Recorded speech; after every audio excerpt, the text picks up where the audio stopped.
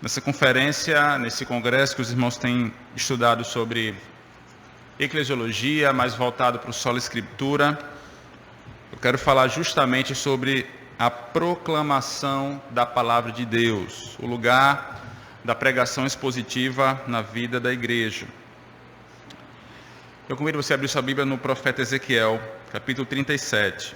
Nós vamos olhar do verso 1 ao verso 14, mas nesse primeiro momento nós vamos ler apenas até o verso 6. Ezequiel capítulo 37.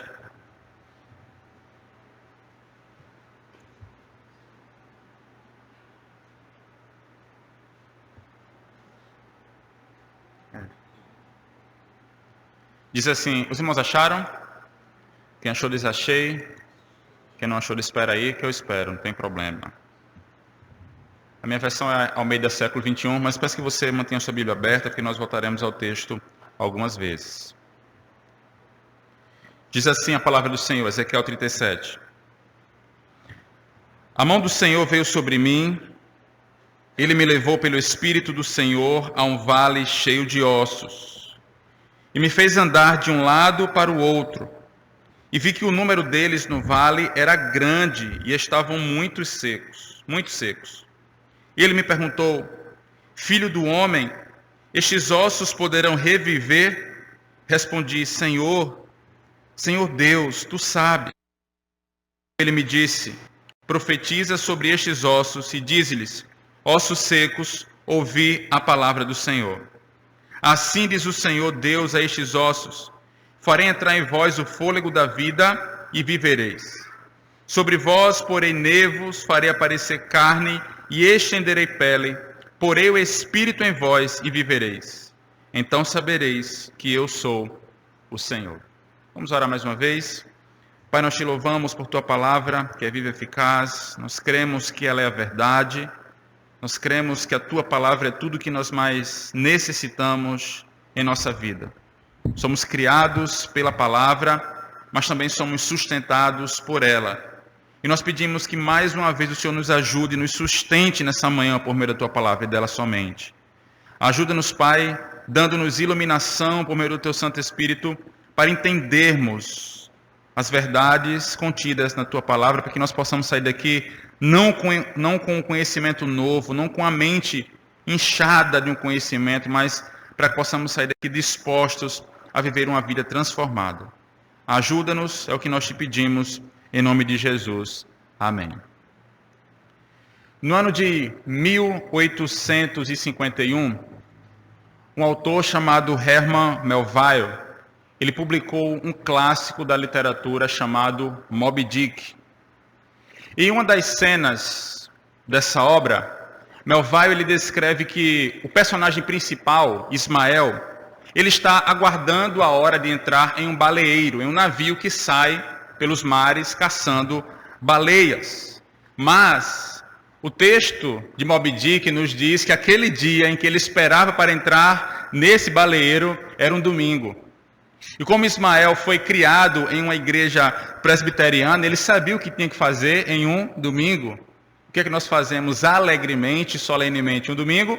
Vamos até a casa do Senhor. E foi assim que Ismael fez. Ele foi na capela dos baleeiros daquela cidade. Ao entrar, ele percebeu uma pequena congregação de marinheiros, de esposas de marinheiros, viúvas de marinheiros também, e que permaneciam sentados em silêncio, aguardando o início do culto. Poucos minutos depois, entrou pela capela o famoso capelão Maple, que havia sido marinheiro na juventude e mantinha um forte amor ao mar e um vocabulário náutico. Ele entra pelaquela capela e se dirige ao púlpito. E o púlpito, como de praxe, fica na frente da congregação, mas esse púlpito ficava em um lugar alto, que não era acessado por degraus, mas por uma escada. Uma escada como aquelas escadas que você tem em mente agora, aquelas escadas que você vê os piratas entrando no navio, uma escada para você subir até o navio. Portanto, era uma escada como essa que o capelão usou para se dirigir ao púlpito. E ao chegar no púlpito, lá em cima, no local de pregação, ele então começa a puxar as escadas, degrau por degrau, até que toda a escada desaparece dentro do púlpito e deixa aquele homem ali em cima completamente isolado. O autor, o Herman Melville, ele descreve ainda que na frente do púlpito lembrava uma falsa proa de um navio e a Bíblia repousava sobre um pedaço de madeira talhada cujas formas imitavam o bico de uma grande embarcação. O púlpito lembrava a frente de uma grande embarcação. E o que poderia ser mais significativo? O autor pergunta. O púlpito é sempre a parte mais avançada da terra. Todo o resto vem depois. O púlpito conduz o mundo. É dali que a tempestade da ira de Deus é avistada primeiramente, e a proa precisa aguentar o primeiro impacto. É dali que o Deus das brisas boas e ruins é primeiramente invocado na esperança de ventos favoráveis. Sim, o mundo é um navio na viagem sem regresso e o púlpito proa. O mundo é uma viagem sem regresso e o púlpito a proa, o púlpito conduz. Poucas pessoas, meus irmãos, hoje ousariam propor uma declaração pelo simples fato de que o púlpito deixou importância em muitas igrejas evangélicas. As pessoas tendem a afirmar que a Bíblia é a palavra de Deus, mas não têm o compromisso de ouvir a palavra de Deus. Ao mesmo tempo que muitos pregadores afirmam que sim, a Bíblia é a palavra de Deus, mas não se submetem à palavra de Deus e não pregam com fidelidade a palavra de Deus. A afirmação de que o púlpito ele conduz o mundo deve nos levar à convicção de que tanto o pregador quanto a igreja têm a responsabilidade e o dever de ancorar a sua lida ministerial e a sua vida na palavra de Deus somente. Se assim não for, a proa desse barco será apenas palha, que não subsistirá ao vento, às tempestades e aos impactos dessa vida.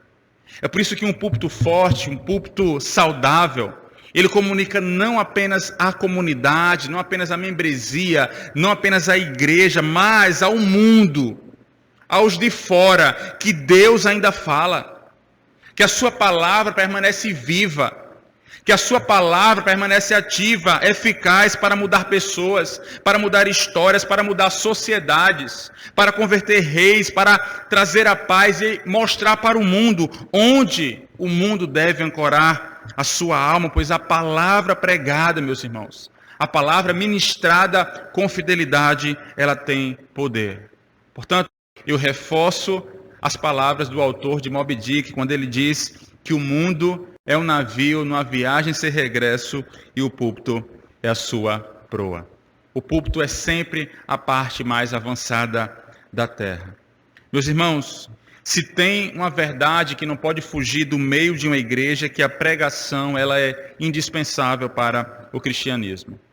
E em minha fala eu quero não apenas sustentar que a pregação é indispensável, mas, sobretudo, a pregação expositiva. Eu não quero dizer que outras pregações, um sermão temático, não funciona, não é eficaz, não alimenta o povo de Deus. Não, pelo contrário, alimenta sim, alimenta. Mas eu proponho que a pregação expositiva sequencial deve ser a dieta principal de uma comunidade, de uma igreja. A pregação expositiva é aquela pregação em que o alvo do sermão é apontar para a verdade bíblica que está no texto, respeitando o seu contexto, de tal modo que os pontos do sermão fluem do texto, as lições principais que o pregador vai falar fluem do texto, tudo flui do texto, não do pregador. O pregador ele não coloca as suas ideias no sermão, mas a palavra de Deus é quem direciona o que será ministrado, na medida em que o pregador se debruça sobre a palavra somente, com compromisso, com humildade, para ouvir a palavra do Senhor. Simplesmente isso. O pregador não apresenta as suas ideias, aquilo que ele acha, aquilo que ele acredita como homem necessariamente, mas ele transmite com fidelidade a palavra de Deus. O pregador abre a palavra, expõe a palavra e aplica a palavra de Deus. E essa autoridade, ela pressupõe, essa atividade, ela pressupõe algo importantíssimo. Se um pregador se debruça somente no texto bíblico e apresenta apenas o que está no texto bíblico, e se a congregação precisa ouvir o que está apenas no texto bíblico, isso pressupõe a autoridade da Escritura sobre a nossa vida. Nós precisamos crer que a Escritura é sim autoridade normativa, descritiva para mim e para você, tanto para quem fala quanto para quem ouve. Eu creio que esse foi um dos maiores legados que a Reforma Protestante nos deixou. A Escritura não está no mesmo nível que os magistrados, do que os líderes, aqueles que tinham a incumbência de pregá-la. Não. A Escritura está sempre em primazia, sempre em superioridade. Ela, de fato, norma a nossa vida, porque a Escritura, meus irmãos, é, de fato, a palavra de Deus revelada. Ou seja, nós cremos e devemos crer e sustentar a verdade de que a Escritura, Deus fala por meio dela. Deus fala por meio dela. Por isso que, semana após semana, o pastor deve começar não com o que ele acha que a congregação precisa ouvir, mas com o que Deus disse ao seu povo na sua palavra. E a missão do pregador é expor a palavra de Deus, e a palavra de Deus é tudo que nós precisamos. Você deve estar se perguntando, mas pastor, o que é que isso tem a ver com o texto que nós lemos? Tem tudo a ver, meus irmãos. O texto de Ezequiel 37 nos traz um recorte belíssimo e exige de forma brilhante o poder da palavra de Deus. Nós vemos também nesse texto o papel do Espírito e a ligação que há entre a palavra de Deus e o compromisso que o profeta tem que ter diante da palavra de Deus. Eu quero, portanto, dividir a minha fala aqui em 3 momentos. Nós vamos ver, em primeiro lugar, o papel central da palavra de Deus. Nós veremos, em segundo lugar, o caráter vivificador da palavra de Deus. E, em terceiro lugar, o compromisso do pregador com a palavra de Deus. Quando nós nos deparamos com o profeta Ezequiel, nós precisamos lembrar que ele era filho de um sacerdote. Ezequiel era filho de um sacerdote, mas que foi chamado para o ofício profético quando ele tinha aproximadamente 30 anos de idade. Seu ministério dura aproximadamente 22 anos e foi marcado pela centralidade à palavra de Deus. Ezequiel, ele prega durante o exílio do povo judeu na Babilônia, e ele veio pregar uma mensagem difícil de ser falada. Uma mensagem que dizia que Deus iria destruir Jerusalém ao invés de defender aquela cidade. Uma cidade que era tida como a cidade que representava a presença de Deus, o reino de Deus estabelecido. E muitos achavam que, muitos que estavam com Ezequiel no exílio, eram homens de posses. Eram homens que ansiavam voltar para os seus negócios, para as suas regalias, para os seus privilégios. Mas a mensagem é uma mensagem que diz que o exílio não será um tempo curto. O exílio será um tempo longo. Aqueles homens não têm desejos atendidos de voltar imediatamente à terra. A cidade, de fato, não seria. Eles não apenas foram indiferentes, diz a mensagem de Ezequiel, repudiaram a mensagem de Ezequiel, tratando a mensagem de Ezequiel como uma historinha qualquer. O profeta vai se queixar disso diante de Deus, abrindo o seu coração, dizendo em Ezequiel capítulo 20, verso 49, soberano Senhor, estão dizendo a meu respeito, acaso ele não está apenas contando parábolas? O povo desdenhou não só de Ezequiel enquanto profeta, mas também da profecia, da mensagem que ele trazia. Ele não apenas está trazendo para nós historinha qualquer, um conto da carochinha, uma parábola, não. Em outro momento, Deus é quem fala a Ezequiel dizendo que para o povo, o profeta é como quem canta bem e sabe tocar bem e que está ali apenas para entretê-los. Ezequiel capítulo 30, verso 22. É como se o povo estivesse dizendo assim, sabe quando você vai num barzinho, né, num restaurante e tem uma pessoa tocando ali uma música até legal, né? olha, toca bem, canta bem, mas está aqui só para a gente se entreter mesmo, né? Esse é o propósito. As pessoas estavam comparando Ezequiel a isso, né? Dadas as devidas proporções. Fala bem, é bem articulado, mas está aqui apenas para nos entreter. Pense como é difícil para o profeta nesse caso. Pense como é difícil para um homem no exercício do seu ofício não ser aceito. Muitos pregadores têm deturpado a palavra de Deus, pregado outra coisa, uma outra mensagem, aquilo que a congregação quer ouvir e não aquilo que a congregação necessita ouvir, porque ele quer ser aceito. Ele quer ser bem quisto. Certamente foi difícil para Ezequiel ser hostilizado, ser massacrado pelas massas, simplesmente porque ele trazia com fidelidade aquilo que Deus mandara ele fazer. Quem sabe Ezequiel ele quisesse até abandonar aquele povo. Quem sabe tenha passado pela cabeça de Ezequiel não profetizar mais. Ou quem sabe ele pensou em mudar o teor da sua mensagem para ser benquisto, mas não foi isso que aconteceu. As palavras que saíram da boca de Ezequiel eram palavras que vinham diretamente da parte de Deus, isso porque a palavra de Deus tinha primazia no ministério daquele homem. Para Ezequiel, valia muito mais agradar a Deus na transmissão da sua mensagem do que agradar aquele povo. Diante disso, Ezequiel se manteve firme na palavra de Deus e pregou uma mensagem de condenação, uma mensagem dura, mas também pregou uma mensagem de graça. Eu acho isso muito interessante porque Deus sabe o que nós precisamos. E muitas vezes nós achamos que precisamos de um afago, um tapinha nas costas, e Deus sabe que nós precisamos de uma burdoada, sabe? Uma burdoada. Você sabe o que é uma burdoada, né?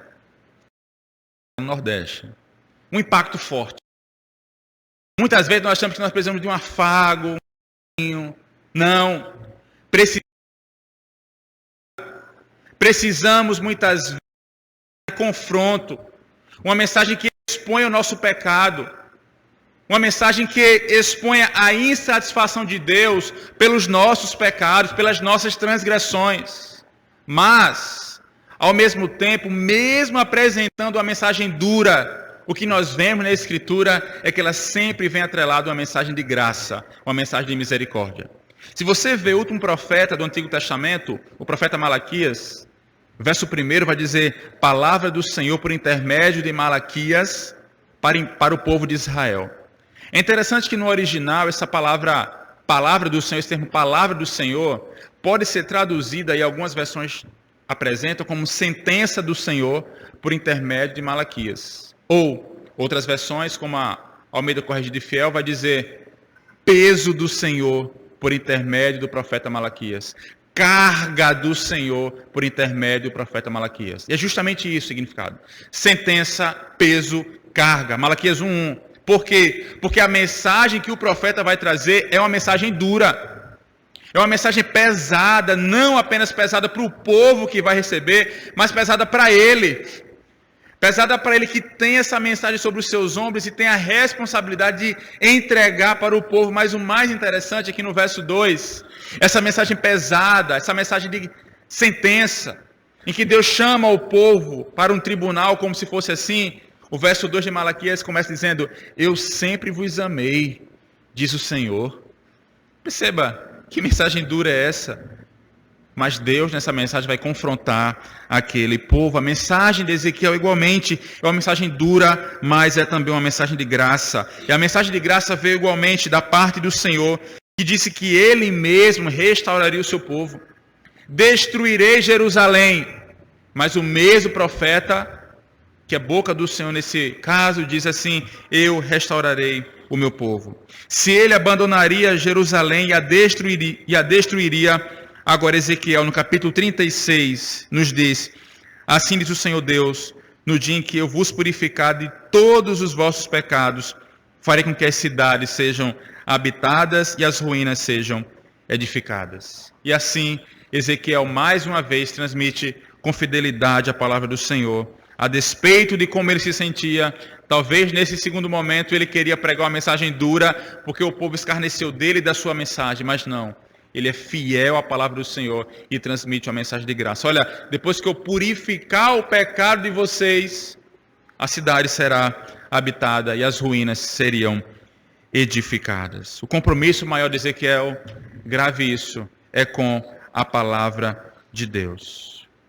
Meu ponto, meus irmãos, é mostrar que há muitos pastores, há muitos pregadores se vendendo porque querem ser aceitos. Há muitas igrejas crescendo doentes, porque homens estão deturpando a palavra de Deus, pregando o que as pessoas querem ouvir e não aquilo que está na Escritura. Esses homens podem até com estratégia aqui, com estratégia acolá, fazer uma igreja crescer, mas nesse caso, essa igreja não vai crescer saudável, pois é uma igreja que não está ancorada na palavra de Deus somente. Uma igreja que quer ter o status de igreja saudável, ela sabe que a palavra de Deus deve estar no centro, apontando para o norte, pois só a palavra de Deus pode fazer isso. Trazer luz verdadeira em um caminho pleno e seguro para uma congregação, para o povo de Deus. É por isso que uma igreja que tem um púlpito saudável e uma proa forte, para usar a analogia de Moby Dick, tem tudo para aguentar quando as tempestades e as adversidades vierem. Nós conversávamos há pouco ali, eu e o pastor Ricardo e o irmão Pablo, de que muitas igrejas cresceram nessa pandemia. Graças a Deus a Betel cresceu bastante nessa pandemia. E dos pastores que estão no círculo, que não são muitos assim, mas dos pastores que eu conheço, eu digo aos irmãos, sem medo de errar e sem medo de ser feliz, nenhum deles disse, a minha igreja diminuiu na pandemia. Nenhum. Não estou dizendo que cresceu 100%, não estou dizendo que chegaram 200 pessoas, 300 pessoas, não estou dizendo isso. Estou dizendo que a igreja cresceu. O número não importa, mas a igreja cresceu. Sabe por quê? Porque muitas pessoas ficaram em casa e agora com acesso à internet perceberam que haviam outras proas, outros navios, outros barcos fortes que levavam com segurança. O que é que a teologia da prosperidade, meus irmãos, tem a oferecer diante de uma pandemia? Pessoas perdendo recursos, pessoas perdendo familiares. Qual a mensagem de esperança que essa teologia coach, essa teologia barata tem para dar a um povo? As igrejas com púlpito forte, púlpito saudável, cresceram, se expandiram, alcançaram mais outros horizontes. Por quê? Porque as pessoas viram, de fato, é um púlpito saudável e tem uma mensagem de esperança para a minha vida. Não uma mensagem de esperança apenas para essa vida, porque isso é muito pouco, mas uma esperança para além dessa vida, porque Cristo para nós é uma rocha segura, não apenas nessa vida, mas para além dessa vida, como diriam os antigos.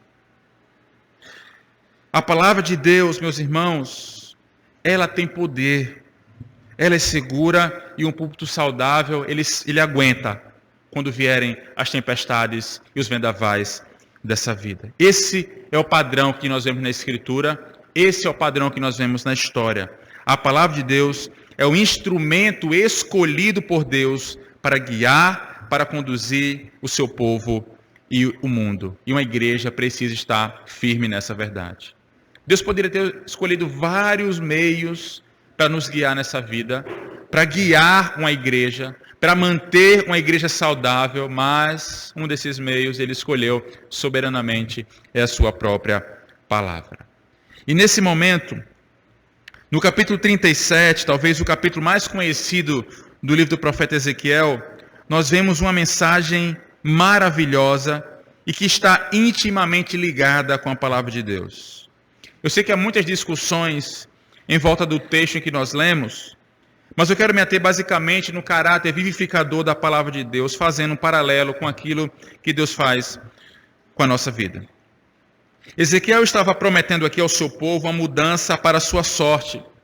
Estava prometendo, se você olhar o capítulo, e leremos ele com mais calma, você vê que ele está prometendo nova liderança, uma terra restaurada, cidades reedificadas, e muitos dos aspectos da era messiânica, como uma paz perene, por exemplo. Olhe comigo o verso 1 mais uma vez. É nesse momento que Ezequiel diz: a mão do Senhor veio sobre mim, Ele me levou pelo Espírito do Senhor a um vale cheio de ossos, e me fez andar de um lado para o outro, e vi que o número deles no vale era grande, e estavam muito secos. Ele me perguntou: filho do homem, esses ossos poderão reviver? Respondi: Senhor Deus, tu sabes. Diante do contexto que já pintamos aqui, eu convido você a analisar essa cena com cautela. Os israelitas, eles olhavam para as sobras espatifadas no seu povo do exílio e somente poderiam dizer, como está no verso 11, nossos ossos secaram-se e a nossa esperança morreu. Fomos totalmente exterminados.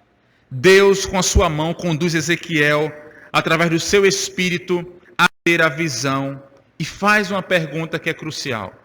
Ezequiel observa essa mortandade. Ezequiel percebe um povo sem esperança, um vale cheio de ossos secos. E nessa visão, Deus pergunta para ele: esses ossos podem reviver? Mas o que nos chama a atenção mesmo é o fato de que Ezequiel, ele descansa na soberania de Deus. Ele não diz o que ele acha, ele não diz o que ele pensa, ele diz: Senhor Deus, tu sabes. E no verso 4, o Senhor diz: profetiza sobre esses ossos e diz-lhes: ossos secos, ouvi a palavra do Senhor. Assim diz o Senhor Deus a estes ossos: farei entrar em vós o fôlego da vida e vivereis. Sobre vós porei nervos e farei aparecer carne e estenderei pele. Porei o Espírito em vós e vivereis. Então sabereis que eu sou o Senhor. Ezequiel descansa na soberania de Deus. Ele sabia que se o propósito de Deus era restaurar Israel, ele faria, não importando qual fosse o milagre necessário. Mas Deus mostrou para Ezequiel que esse milagre se daria por intermédio da sua palavra divina.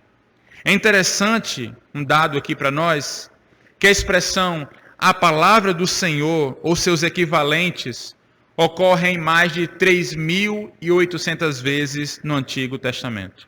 Perceba a grandiosidade disso. A palavra do Senhor. A primazia da palavra do Senhor.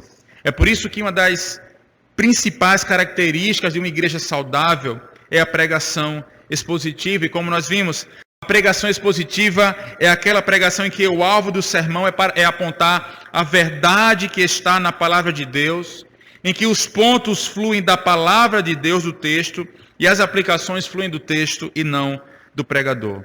Esse foi o meio escolhido por Deus para restaurar o seu povo. E nesse processo, o pregador é apenas um canal para transmitir a palavra de Deus com fidelidade. Deus diz a Ezequiel: profetiza, assim diz o Senhor.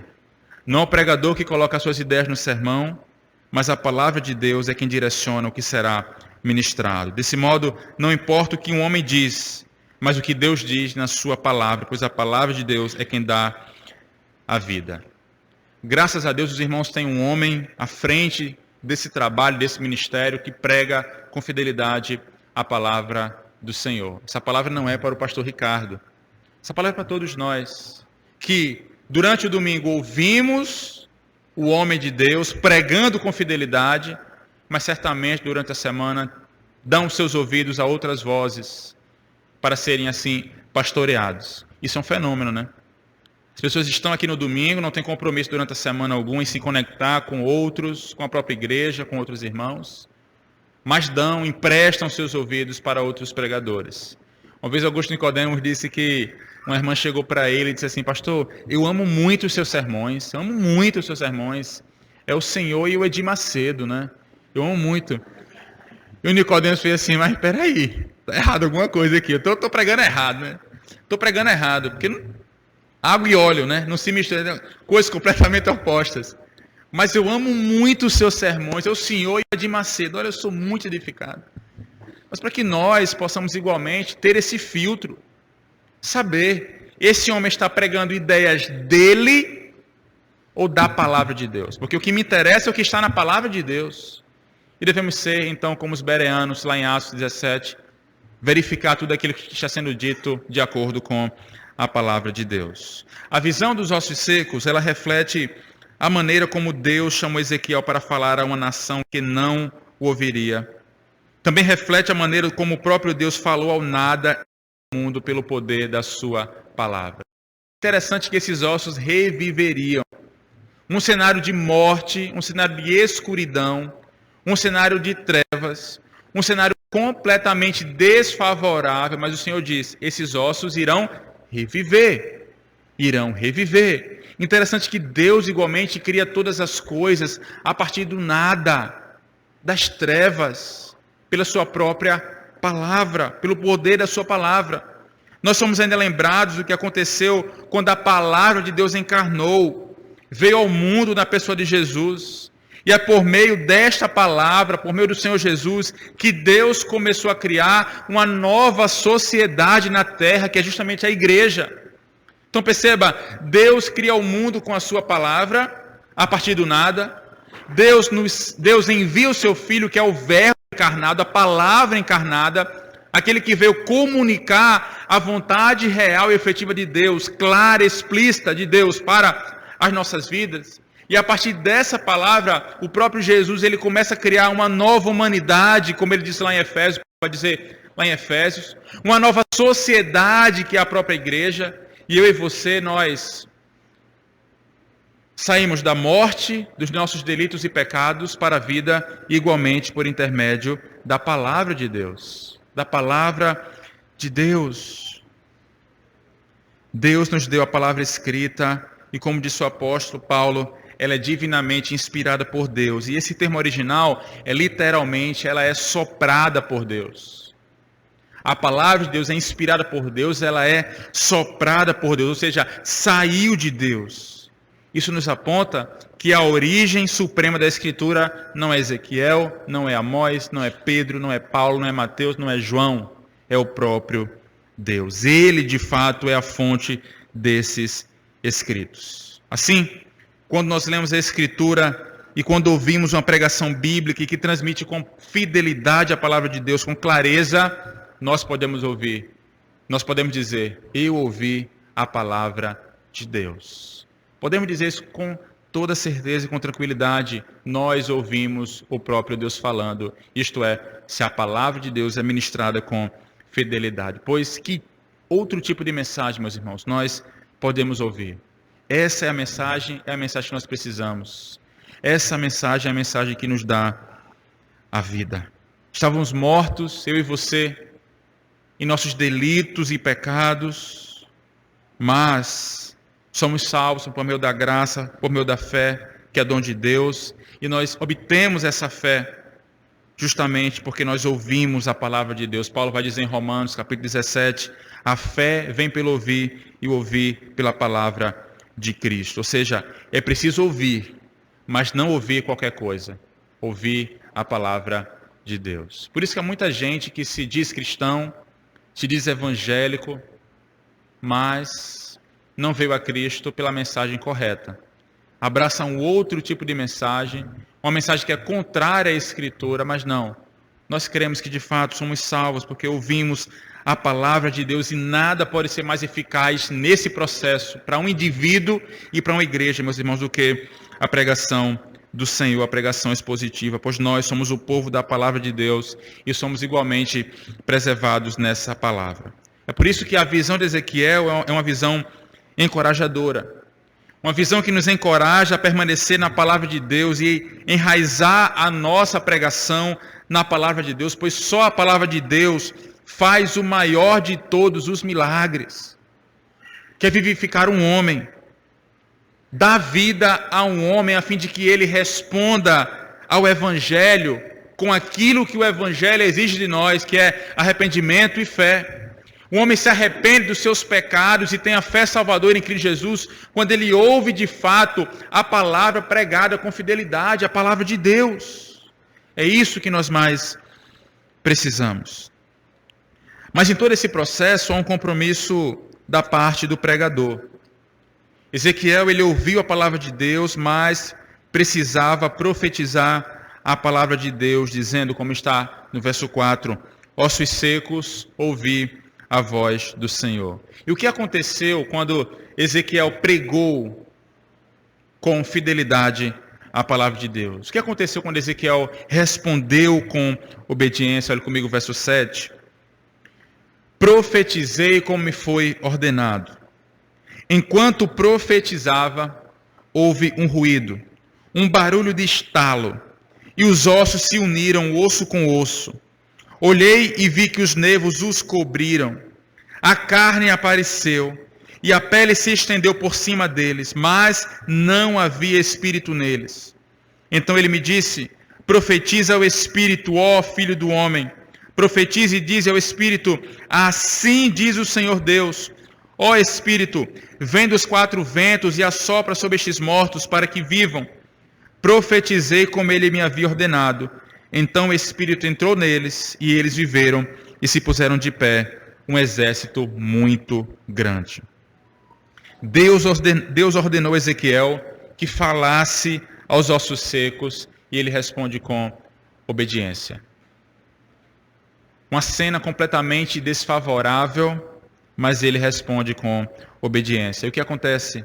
Vida surgiu por meio do sopro, o sopro do Espírito veio por meio do falar, e essa palavra de Deus, o sopro de Deus, deu vida àquele povo.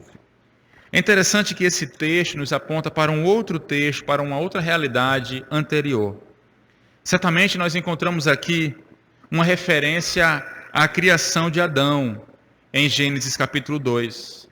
Em sua criação, Adão não tinha vida até que ele recebeu o quê? O fôlego de Deus. E na língua hebraica, no qual foi escrito o Antigo Testamento, a palavra ruá, ela pode significar vento, fôlego, sopro, espírito ou espírito de Deus. Jesus, ele usou essa palavra, essa multiplicidade de significados, ao falar a Nicodemos sobre o vento que sopra e o novo nascimento pelo Espírito, por exemplo, em João capítulo 3.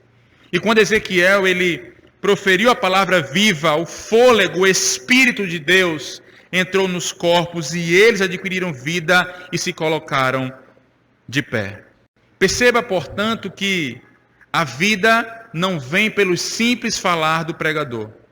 A vida vem quando o pregador transmite a palavra de Deus e o Espírito de Deus age através da palavra para trazer vida a homens e mulheres que ainda hoje falam, que ainda hoje se relacionam, que ainda hoje trabalham, mas não têm vida espiritual. Essa é de fato a grande garantia que nós, os pregadores, os pastores, os líderes, aqueles que têm a responsabilidade de ministrar semana após semana, o povo de Deus tem. Não é só a nossa palavra, mas é o Espírito de Deus que trabalha no meio do povo para trazer vida. Homens que andam, que se relacionam, que são casados, mas não têm vida espiritual, estão mortos em seus delitos e pecados. Então perceba aqui a conexão entre a vida, o Espírito, a proclamação e a palavra de Deus. Tudo isso aconteceu porque Ezequiel tinha um compromisso primeiro com Deus, depois com a palavra de Deus, mas Ezequiel também tinha aqui um compromisso com o povo de Deus. E é isso igualmente que um pregador deve ter. É a fala de Deus que torna necessária a nossa fala. É a fala de Deus, porque Deus falou, é que nós igualmente devemos falar as palavras de Deus. Devemos transmitir aquilo que Ele tem falado na sua palavra, e esse é o grande trunfo do pregador, o comprometimento com Deus e com a palavra de Deus. Como que um homem sabe que o ministério dele é um ministério excelente, um ministério frutífero, não aos olhos humanos? Quando ele tem a convicção de que prega com fidelidade a palavra de Deus. Ezequiel mostra igualmente, meus irmãos, o comprometimento primeiro com Deus, mas também com a mensagem que Deus lhe dá. Desde o início do ministério, nós vemos que ele faz aquilo que Deus lhe pede e prega as visões e as profecias que Deus sempre lhe dá, sem temer pela própria vida. Ezequiel não está se importando se a mensagem é dura ou não. Ezequiel fala com o seu povo o que Deus lhe ordena. O apóstolo Paulo vai reconhecer que ser obediente à palavra de Deus é realmente o papel do ministro do Evangelho. pois ele aponta para a verdade que está lá em 1 Coríntios, de que de um carregado, de um despenseiro, de um ministro, espera-se que seja fiel. Deus não exige nada mais de um pregador, exige apenas que ele seja fiel à sua palavra. Apenas fidelidade à sua palavra. Mas o profeta também deve estar comprometido com o povo. Para o bem do povo, o ministro de Deus fala ao povo o que este precisa ouvir, não o que este deseja ouvir.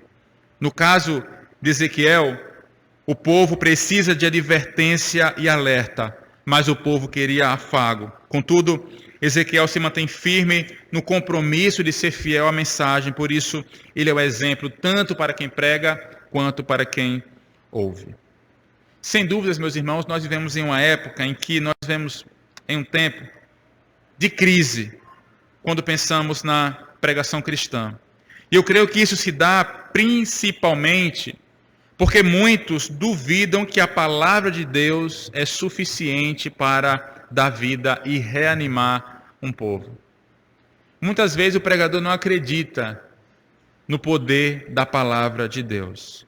Os pregadores não têm mais compromisso com Deus, não têm mais compromisso com a palavra e com o povo de Deus. O compromisso de muitos homens está em ter o seu nome conhecido, em parecer ser um bom comunicador, em ser aceito pela grande maioria.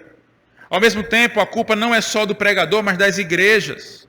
Porque muitas igrejas não querem um pregador que pregue a Bíblia, que pregue bíblica e expositivamente. Eles querem espetáculo, eles querem diversão, entretenimento. Essas são igrejas doentes e não são indesculpáveis diante de Deus. Paulo já havia alertado para isso em 2 Timóteo, capítulo 4, quando ele diz: chegará o tempo em que não suportarão a sã doutrina, mas desejando muito ouvir coisas agradáveis, ajuntarão para si mestres segundo seus próprios desejos. Perceba, meus irmãos, se uma igreja tem um pastor que não prega um sermão bíblico, ela é responsável por isso. Eu sei que talvez alguns irmãos aqui não tenham vindo do meio batista, né? Tenham vindo de outros círculos evangélicos. Talvez tenham chegado aqui pela centralidade da palavra de Deus. Como nós na Betel recebemos alguns irmãos assim. Olha, pastor, não dá mais, na minha igreja lá está um negócio complicado, o pastor não prega a Bíblia. Ele é responsável, o pregador, sim. Mas a igreja também é responsável. Isso nos mostra que a principal fato na escolha de um ministro não são suas habilidades administrativas. O principal na escolha de um pastor, de um ministro, não é a oratória, não é a arte que aquele homem tem de liderar. Isso é importante, isso ajuda, mas não é o principal. Se alguém aqui que está visitando, está procurando a boa igreja, essa é a coisa mais importante que você deve levar em consideração. Não pense, tem ministério A, tem ministério B, como é ministério infantil, como é o ministério com as famílias, ministério de casais. Não pense em ministério A, B ou C. Isso é importante, esse fato, mas não é essência.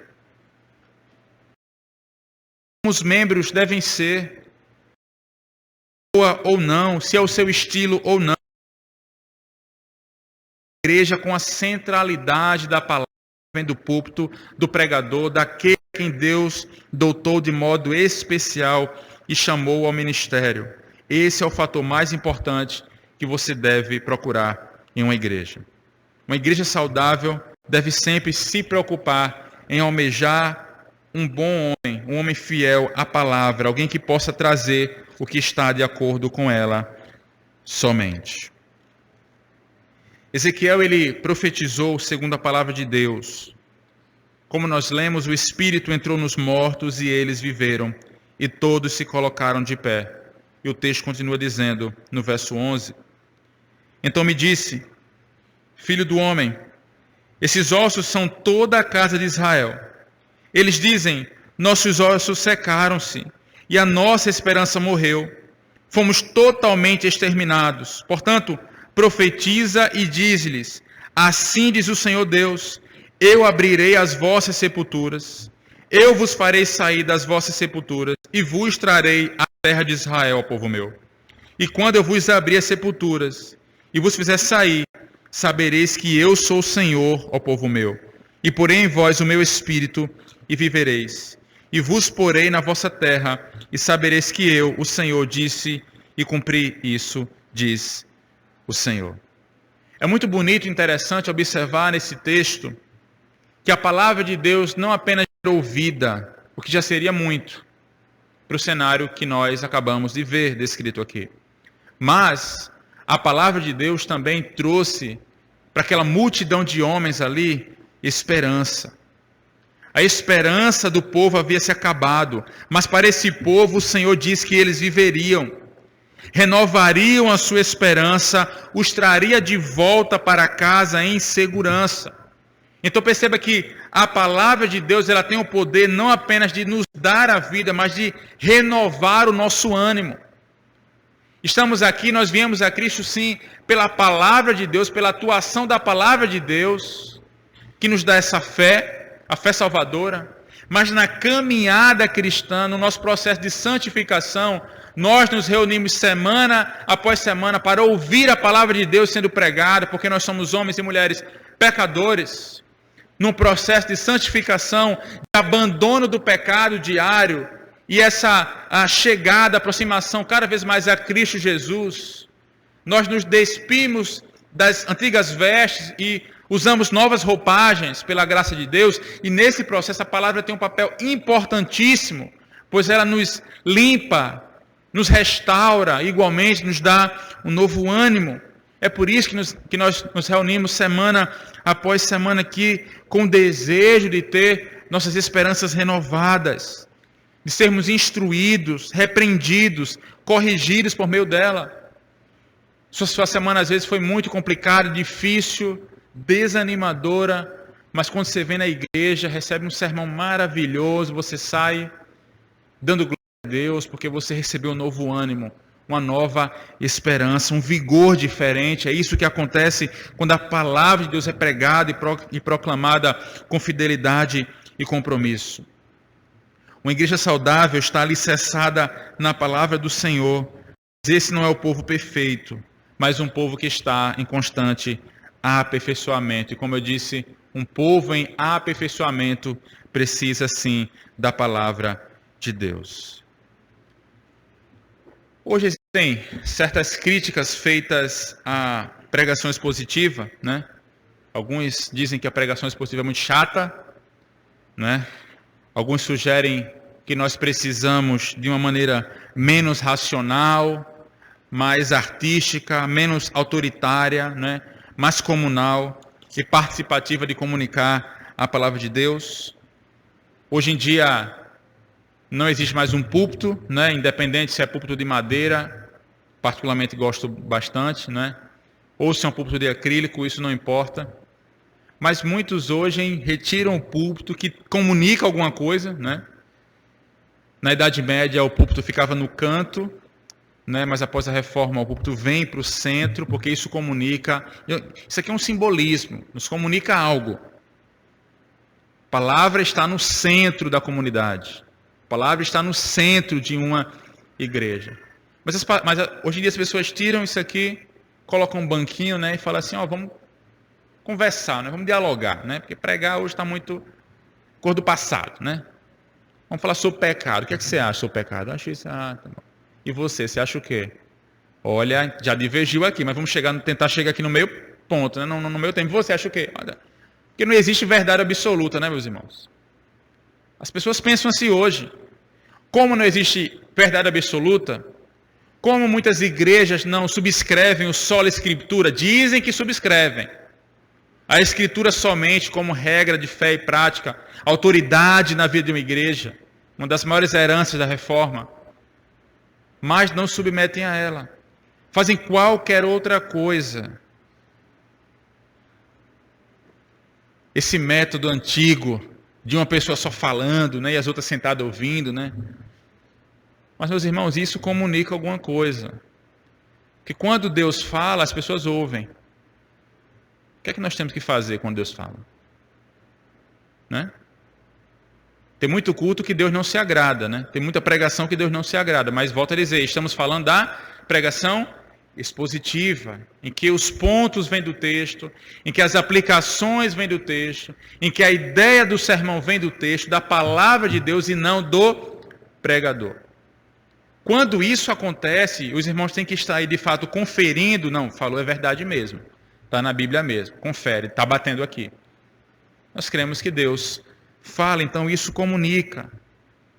Por mais que o mundo diga que monólogo é coisa do passado, nós cremos que precisamos ouvir a palavra de Deus, Deus falando somente. Muitos dizem que a pregação deve perder o seu espaço para dar lugar a imagens, vídeos, danças de adoração. Mas como vimos, não é isso que dá vida. Uma igreja com essas coisas pode crescer, mas certamente ela não vai crescer saudável se falta a ela a pregação expositiva, a palavra de Deus. Deus, em sua soberania, decidiu o meio pelo qual criaria e sustentaria todas as coisas, que é a sua palavra. Portanto, a Escritura, a palavra de Deus, é o meio pelo qual Deus dá vida e edifica o seu povo para a glória dele somente. E diante disso, o que é que nós temos que fazer? Duas aplicações finais para nós. A primeira delas, se você prega, ministra, comunica a palavra de Deus, faça com fidelidade. E não digo isso apenas nesse púlpito, mas no seu trabalho, no seu evangelismo, no discipulado ao longo da semana. Se você tem a responsabilidade de, em algum momento, transmitir a palavra de Deus, faça isso com fidelidade. Jamais deturpe a palavra de Deus, a mensagem do Evangelho, buscando aceitação, pois fazendo isso você estará trazendo condenação para si mesmo e para o outro. Não coloque aquilo que você acha no texto, mas tire do texto lições preciosas que podem produzir vida e ânimo novo. Respeite o texto, respeite o contexto em que o texto foi escrito. Procure ser fiel, diligente naquilo que o Senhor Deus ordenou e mandou, te chamou a fazer. Lembre-se que o que é dito no púlpito ecoa na vida da comunidade. O púlpito conduz o mundo, lembre-se disso. O púlpito conduz o mundo. Você sabia que 30% dos habitantes do Brasil hoje são evangélicos? Ditos evangélicos? Ou seja, a cada 10 pessoas, 30 são evangélicos. É muita coisa. É muita coisa. 30%, um pouco mais de 30%, 31%, 32% são evangélicos. Meus irmãos, se de fato 30% do Brasil fosse evangélico, crente de verdade, submisso à palavra de Deus, membros em igrejas que pregam com fidelidade a palavra de Deus, eu digo uma coisa aos irmãos, muitos dos nossos problemas já teriam cessado. Porque o que se fala aqui ecoa na cidade ao longo da semana. Os irmãos são treinados, o pastor é um treinador. Ele treina os irmãos para envio de fato, para que vocês possam ir para a universidade, para o seu trabalho, para a academia, para o seu bairro, para a sua vizinhança, pregar a palavra, transmitir o conhecimento que você recebe aqui. Imagine muitas igrejas que não têm compromisso com a palavra de Deus, como é a vida moral dessas pessoas. Se você não se submete, não tem um pudor de se submeter a Deus, à palavra de Deus, qual o fundamento para que você possa viver uma vida moral digna do Evangelho de fato? Perceba que as consequências de uma comunidade que não vive e não subscreve só a Escritura, que não vive de acordo com a palavra de Deus, onde tem um púlpito fraco, ecoa no nosso Brasil, ecoa em Nova Iguaçu, ecoa em Mesquita, ecoa no mundo. Precisamos levar em autoestima a pregação da palavra de Deus e a palavra de Deus, a centralidade da palavra de Deus para as nossas vidas. E eu creio que nesse processo a pregação expositiva é crucial. Portanto, em primeiro lugar, se você prega, ministra ou comunica a palavra de Deus, faça com fidelidade. Em segundo lugar, se você é membro dessa ou de outra congregação, observe as palavras que são ditas no púlpito da igreja. Você tem a responsabilidade, o compromisso de não apenas ouvir, mas de atestar se esse ou aquele pregador está pregando com fidelidade à Escritura. E para isso, pastor, o que é que eu tenho que fazer? Boa pergunta. Você tem que se debruçar sobre ela. Você tem que conhecer a Escritura. Mas, infelizmente, o único momento que nós lemos a Escritura é apenas na casa de Deus. Passamos a semana dando importância a outras coisas, fazendo outras coisas, dando prioridade a outras coisas, porque nosso problema nunca é tempo. Nosso problema sempre será prioridades, prioridades. Se ordenarmos a nossa prioridade, aquilo que de fato importa na nossa vida, nós teremos tempo para aquilo que de fato vale para nós, aquilo que é caro para nós. Se debruce sobre a Escritura, conheça a Escritura. Avalie o pastor Ricardo semana após semana, eu creio que ele vai amar se você fizer isso. Né? O Mark Dever diz assim, às vezes, pastor, eu acho que... Se você chegar com eu acho, é complicado, eu acho, porque você acha, eu acho também, né? Mas ajude o pastor a ser mais bíblico. Pastor, na Escritura aqui, eu acho que nós podemos arrumar isso aqui, porque a Bíblia diz isso aqui. A gente não está de acordo com a Escritura, precisamos voltar. A Bíblia fala isso aqui. O pastor se agrada disso, meus irmãos, de ser cada vez mais bíblico, porque nós queremos uma igreja cada vez mais bíblica. Uma igreja em que cada vez mais a Bíblia é autoridade sobre o pastor, sobre a igreja, sobre a comunidade. Todos nós aqui estamos submissos e devemos estar submissos à palavra de Deus. E dou um outro recado aos irmãos ligado a isso. Aqueles que têm mais responsabilidade numa congregação para testar e assegurar que essa é uma comunidade que vive de acordo com a palavra de Deus são os homens da igreja. Os homens da comunidade. Há muitos problemas em nossa sociedade, claro, e que reverbera para as igrejas, falta de homem. E digo aos irmãos, não é falta da figura, que a figura nós temos, mas de homem, que de fato faça aquilo que Deus deseja que você faça. Homens compromissados com o Evangelho, homens compromissados com a palavra de Deus. Gênesis capítulo 2, verso 15, ali você tem o distintivo do que é ser homem. O que é ser homem? O que distingue um homem de uma mulher? Gênesis 2, verso 15. Nós vemos naquele texto, na criação, ou seja, antes da queda, aspecto criacional, que Deus coloca Adão no jardim do Éden para cultivar e guardar. Outras versões, para nutrir e proteger. Então, duas coisas que se esperam de um homem. Cultivar, ou seja, desenvolver, né? Cultura, cultivo, né? A tecnologia. A tecnologia a gente pensa que é só um celular desse aqui, né? Que nesse celular é mais tecnologia do que o primeiro foguete que foi para a Lua, né? Você pensa que tecnologia é só isso aqui, mas quando Adão precisou, né? Eles fizeram uma enxada, né? Isso é tecnologia. Isso é cultivo. É cultivo. O que o homem precisa fazer? Cultivar o quê? Tudo aquilo que o Senhor colocar na tua mão. Está no trabalho? Faz aquilo que é o melhor que você pode fazer.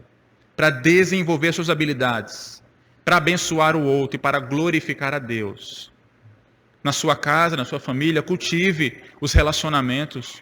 Nutra os relacionamentos da sua família. Amizades importantes também. Inclusive, estão todos convidados para ir na Betel, próximo sábado à noite. Teremos uma conferência sobre amizade, fez para amizade. Falamos muito sobre membresia, sobre comunidade, mas muito pouco sobre amizade. E a Bíblia é um livro sobre amizade. Não somos apenas servos de Jesus, mas amigos de Jesus. É uma beleza isso.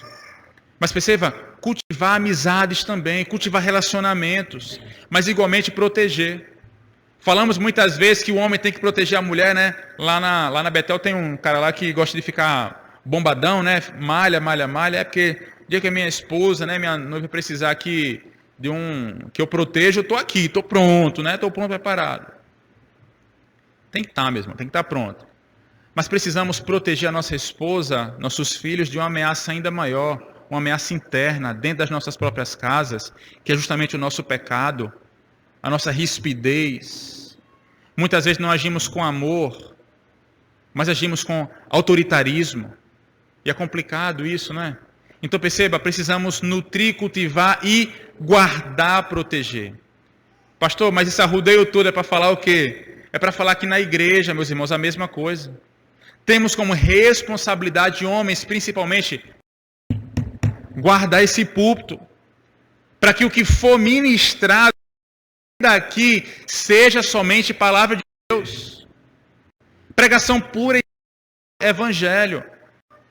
Há homens que ficam anos, semanas a fio numa comunidade, porque às vezes se chama pregador, né? O pregador dá um deslize num domingo, você consegue consertar.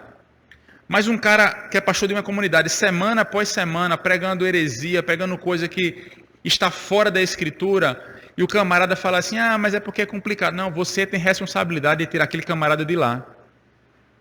Junta os homens da sua igreja e manda ele sair. Sai fora. A gente não quer você aqui não. Proteger as esposas, os filhos, perceba.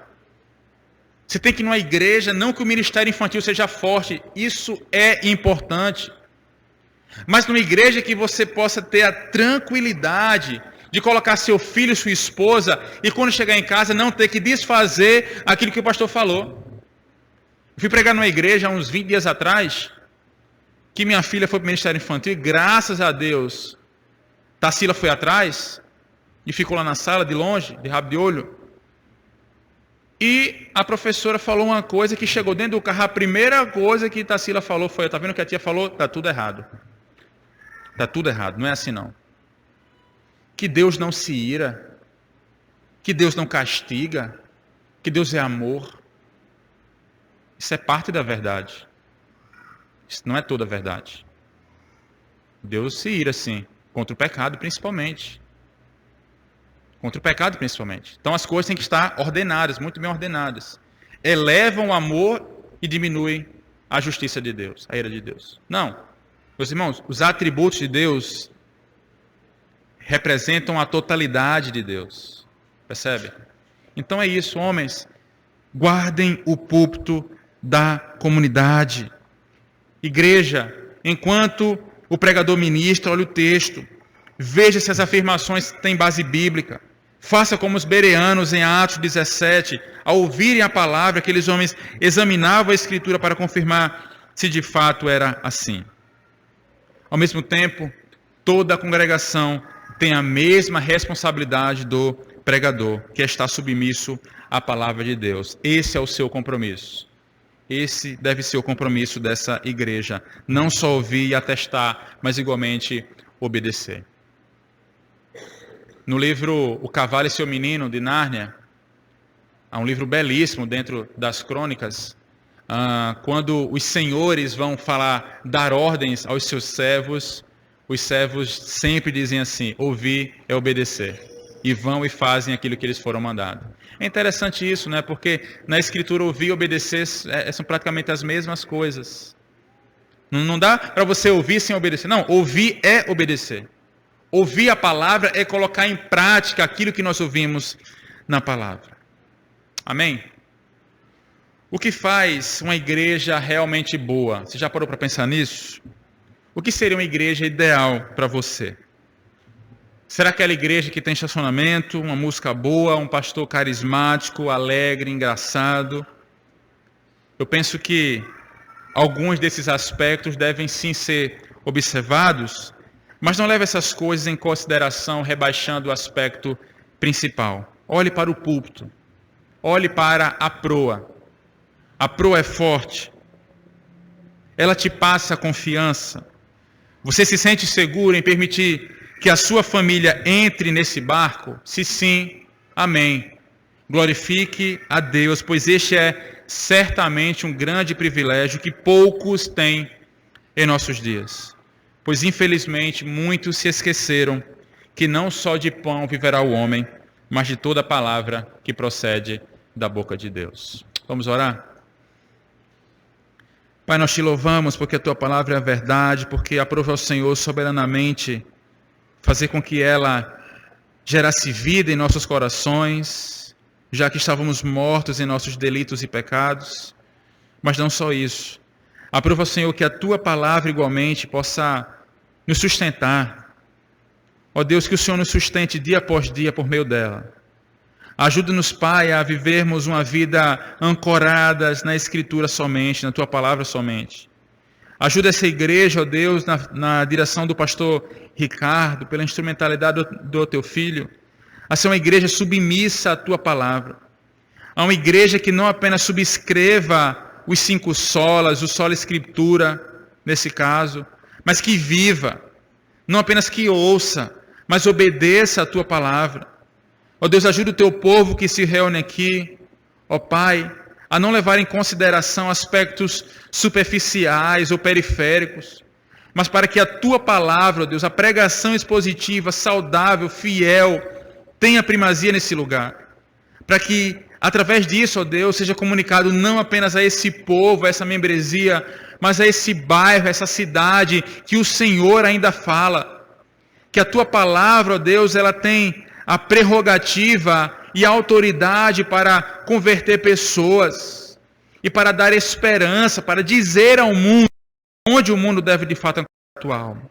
Ajuda-nos, Pai, ajuda o povo que aqui se reúne, que o teu Santo Espírito continue ministrando essas verdades, a verdade da tua palavra, nossa mente e nosso coração.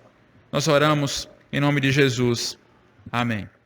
Se os problemas parecem não ter solução, quando as mágoas inundam o teu coração, há alguém que atende a tua oração. Jesus Cristo, Mestre, Senhor, Ele é o dono da chuva, do sol e do ar, é Senhor da alegria, da dor, do chorar. Ele é o dono dos montes, do céu e do mar, é Senhor das crianças, das preces, dos hinos. Ele é meu e também teu Senhor.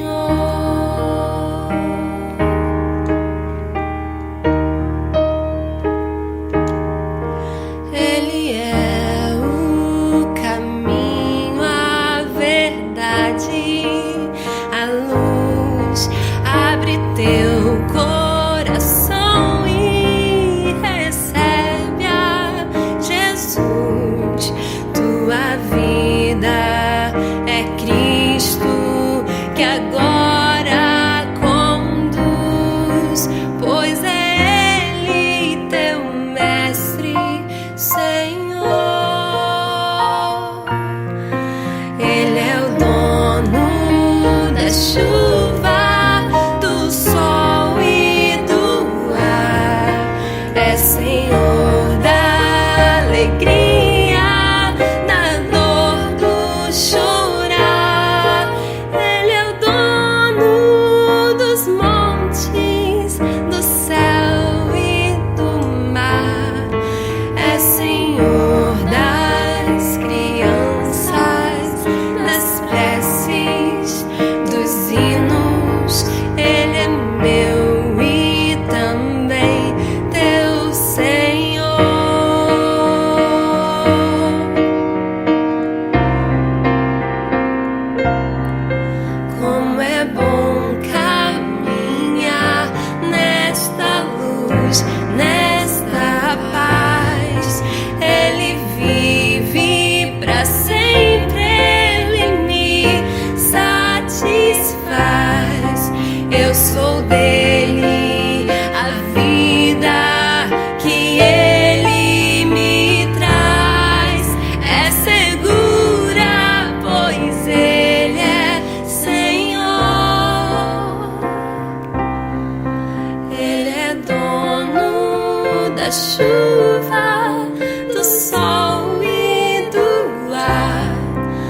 Senhor na alegria.